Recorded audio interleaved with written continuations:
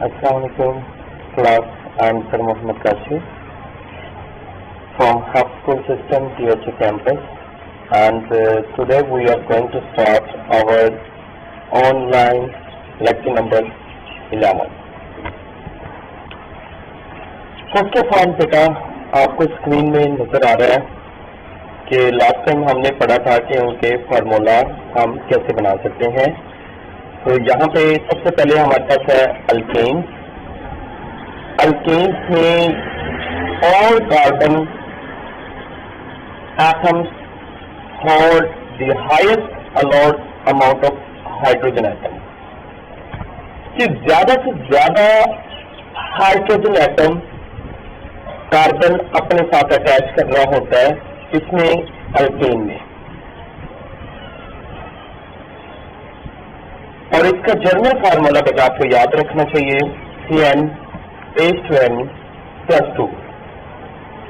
और इसमें carbon atom में जो बॉन्ड होगा वो सिंगल बॉन्ड होगा। तो बेटा अल्केन का पता ही ऐसे चलता है कि अल्केन में कार्बन एटम के दरमियान सिंगल बॉन्ड होता है। इस वजह से हम इसको सैचुरेटेड भी कहते हैं। इस वजह से अल्केन को सैचुरेटेड हाइड्रोकार्बन भी कहा जाता है। इनको सैचुरेटेड हाइड्रोकार्बन क्यों कहते हैं? क्योंकि इनमें कार्बन एटम के दरमियान सिंगल बॉन्ड होता है। सिंगल बॉन्ड होने की वजह से ये ज्यादा से ज्यादा हाइड्रोजन को अपने साथ अटैच कर सकते हैं। और इसके एंड पे जो सफिक्स है, सफिक्स का मतलब होता है एंड पे क्या आता है। तो अल्केन में जो भी हमारे पास सीरीज में जितने भी होते हैं उनमें एंड पे ए एंड ई आता है, यानी कि मीथेन, इथेन, प्रोपेन, ब्यूटेन, इन सब के एंड पे ए एंड ई आएगा। और ये इनका स्ट्रक्चर फार्मूला है। अल्कीन की बात करें तो अल्कीन में carbon atom do not hold highest, यानी कि यहाँ पे ज्यादा हाइड्रोजन एटम अटैच नहीं होते। इसका जनरल फार्मूला क्या है? CnH2n contain at least one carbon atom double bond, और इसमें कार्बन एटम के दरमियान डबल बॉन्ड होता है।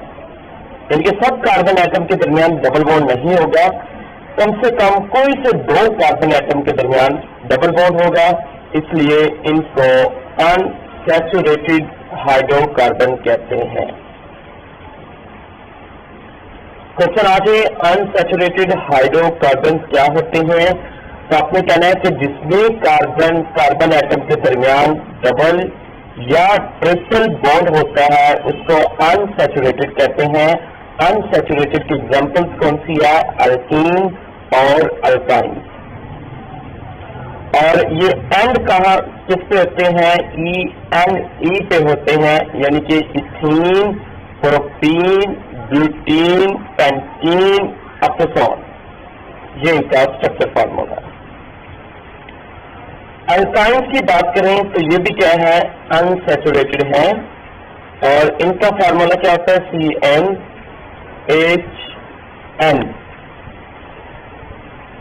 ये एक बहुत इजी फार्मूला बना दिया है CnHn। ये भी आप फार्मूला फॉलो कर सकते हैं, और आप ये वाला फार्मूला भी फॉलो कर सकते हैं CnH2n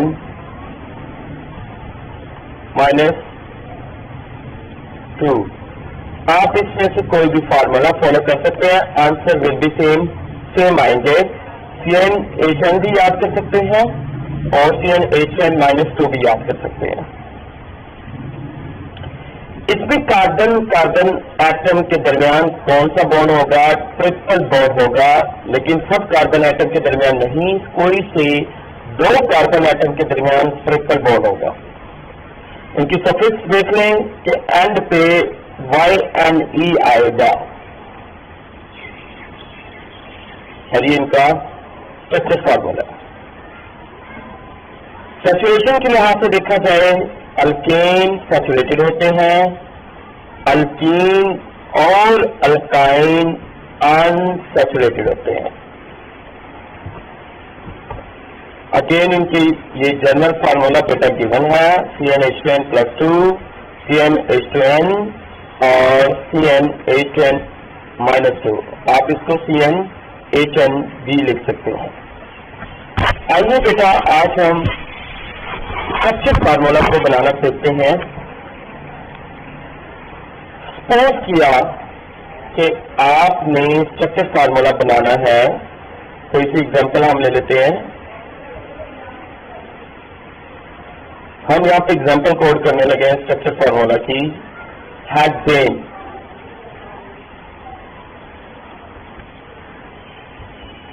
क्योंकि ये मुश्किल है, अगर ये एक बनाना आ जाता है तो आपको सब बनाना आ सकते हैं।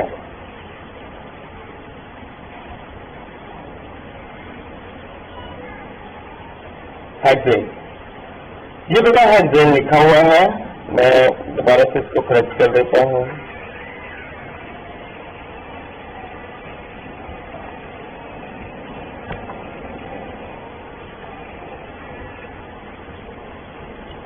अब इधर देखें, हेक्सेन का सबसे पहले हम बनाते हैं मॉलिक्यूलर फार्मूला।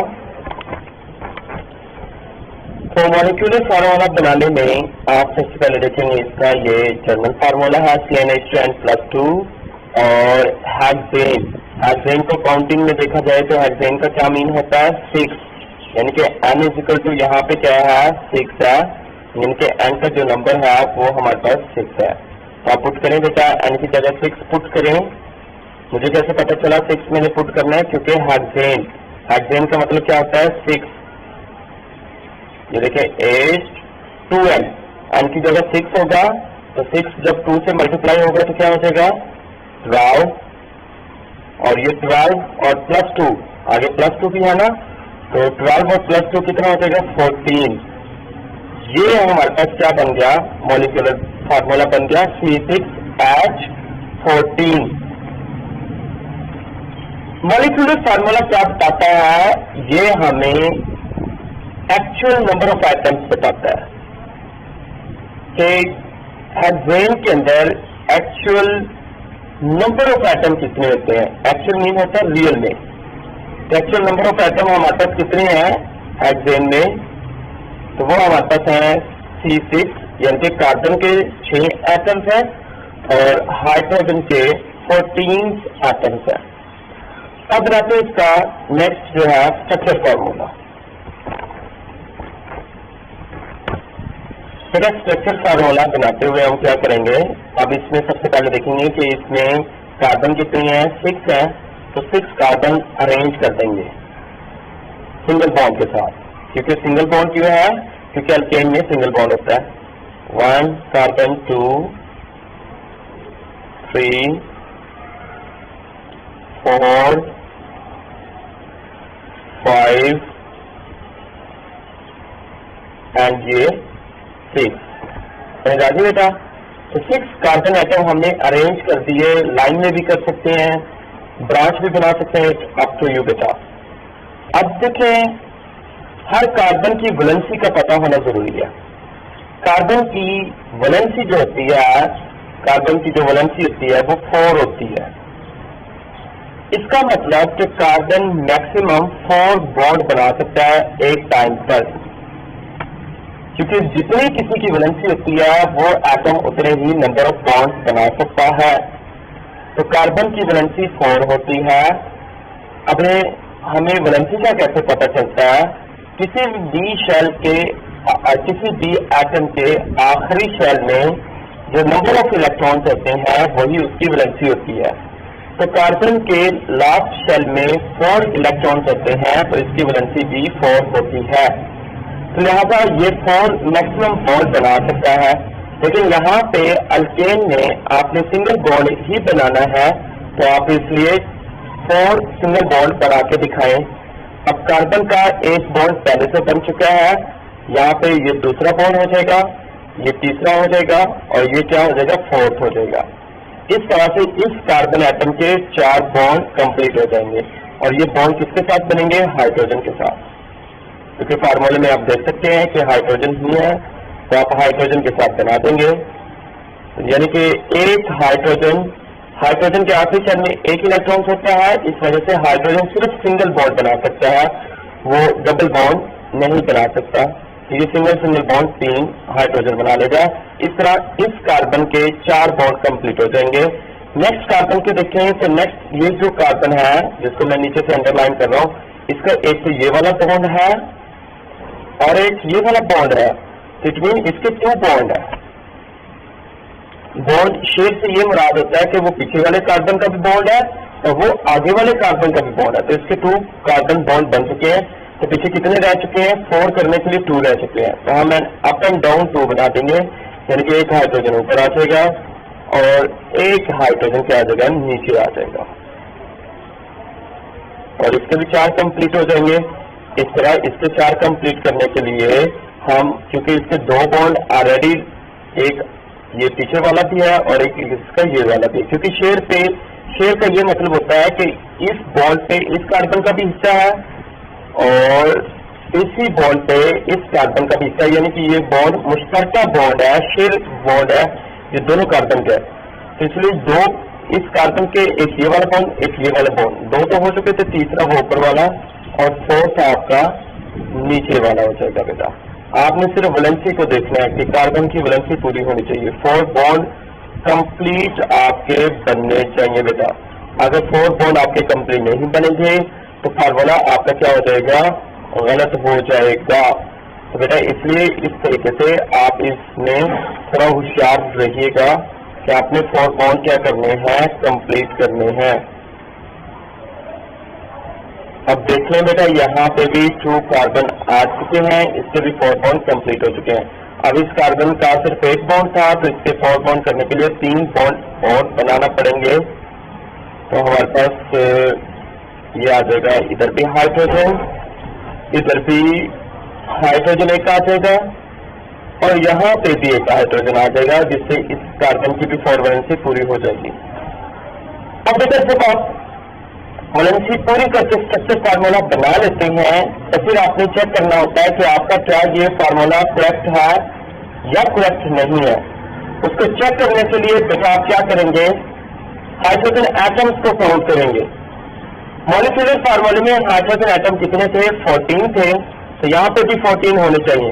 ये देखें 1 2 3 4 5 6 7 8 9 10 11 12 13 और ये एंटर 14 कंप्लीट है। तो इट मीन्स आपका ये स्ट्रक्चर फार्मूला ओके है बेटा, समझ आ रही है? अब बेटा चलते हैं नेक्स्ट कंडेंस फार्मूले की तरफ। अच्छा, क्वेश्चन ये आता है कि स्ट्रक्चर फार्मूला क्या बताता है हमें? तो आपको क्या लगता है स्टूडेंट, क्या बताता होगा स्ट्रक्चर फार्मूला? तो स्ट्रक्चर फार्मूला हमें अरेंजमेंट ऑफ एटम्स बताता है। स्ट्रक्चर फार्मूला हमें क्या बताता है?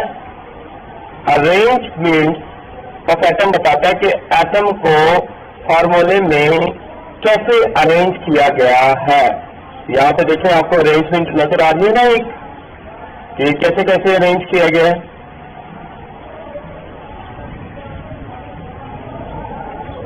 तो अरेंजमेंट यहाँ पे हमें नजर आ रही होती है। कंडेंस फार्मूला बहुत इजी है, अगर आपको स्ट्रक्चर बनाना होता है तो कंडेंस बहुत ज्यादा इजी हो जाता है। ये देखें, ये सी आपने ऐसे लिख लेना पहले वाला, और इसके साथ कितने हाइड्रोजन है? 1 2 3, 3 हाइड्रोजन अटैच हैं, तो आपने यहाँ पे 3 इकट्ठे हाइड्रोजन इस कार्बन के साथ लिख देने हैं। ये देखिए जिस तरह मैंने लिख दिए हैं, समझा रही है? आपको बॉन्ड बनाने की जरूरत नहीं होती। फिर आगे फिर एक कार्बन है, तो आपने कार्बन बनाना है, और इस कार्बन के साथ कितने हाइड्रोजन अटैच है? 2, तो यहाँ पे भी आप 2 हाइड्रोजन पहले लिख दें और साथ आप वही कार्बन बना दें। ठीक हो गया? फिर आगे कितने हाइड्रोजन है? टू, सिंगल बॉन्ड दरमियान में बनाना चाहते हैं तो बना दे बेटा, ये ऐसे ही। आगे फिर कार्बन के दरमियान कितने हाइड्रोजन अटैच हैं? 2, तो यहाँ पे आप हाइड्रोजन 2 लिख देंगे और साथ आप उसी तरह कार्बन लिख देंगे, ठीक है। फिर बेटा इस पे देखें, इस चीज में भी आपको कार्बन के साथ 2 हाइड्रोजन अटैच मिलेंगे, 2 हाइड्रोजन बेटा इसी तरह इकट्ठे लिख दें और साथ कार्बन लिख दें। फिर नेक्स्ट बेटा देखें,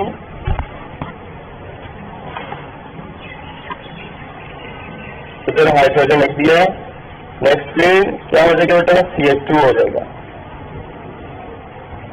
और इसके बाद बेटा लास्ट में देखें तो आपके पास 3 हाइड्रोजन है, 3 हाइड्रोजन आप लिखेंगे और साथ क्या बना देंगे? कार्बन बना देंगे। ये बेटा आपका इस तरह से कंडेंस फार्मूला बन जाएगा और आप इस तरह से सारे कंडेंस फार्मूला बना सकते हैं।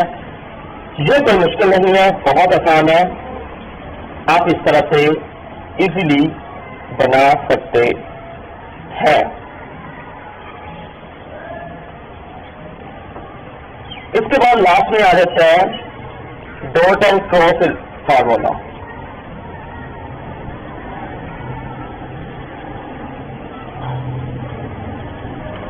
डॉट एंड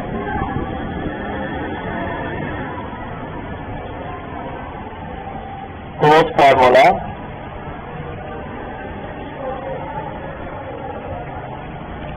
अभी का कंडेंस फार्मूला बनाना आ चुके हैं। अब हम डॉट एंड क्रॉस फार्मूला बनाना सीखते हैं कि डॉट एंड क्रॉस फार्मूला कैसे बनाया जाता है।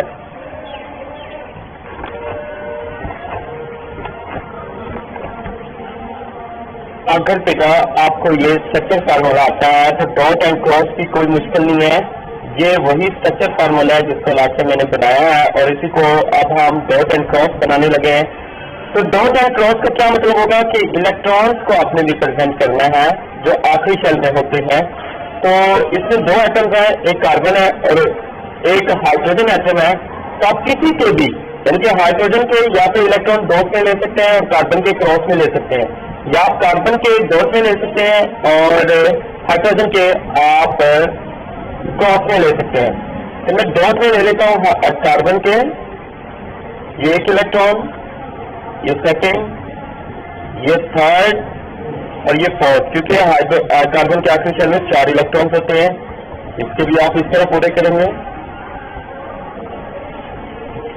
डॉट ही बनाएंगे क्योंकि इसका इलेक्ट्रॉन भी होगा। इस तरह आप सबके बनाएंगे बेटा, ये आसानी से बन जाएंगे। अब बेटा इसी तरह बाकी के भी बना लेंगे आप। अब देखिए हाइड्रोजन के क्रॉस से बनाएं, हाइड्रोजन के आखिरी शेल में एक इलेक्ट्रॉन होता है तो हाइड्रोजन का आप एक ही बनाएंगे। इस हाइड्रोजन का भी क्रॉस के जरिए आप एक बना देंगे, इसका भी क्या कर देंगे आप एक बना देंगे। यहाँ पे तो डॉट ही रहेंगे क्योंकि ये कार्बन कार्बन का है।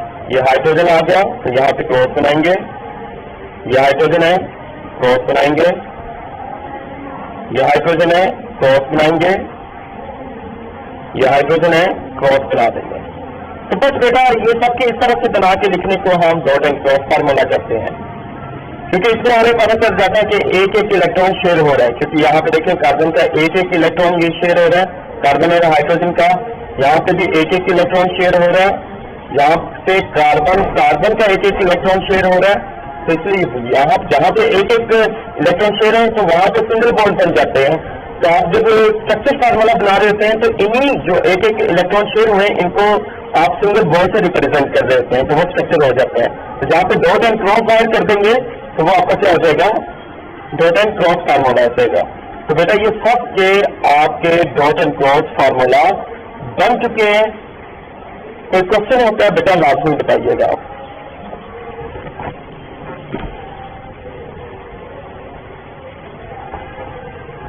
बेटा दोबारा से फिर देख लें कि आपका ये यानी कि हाइड्रोजन के आखिरी शेल में एक इलेक्ट्रॉन है तो उसको क्रॉस से जाहिर कर दिया सबको, और कार्बन के आखिरी शेल में 4 इलेक्ट्रॉन होते हैं तो इन चारों को डॉट से जाहिर कर दिया।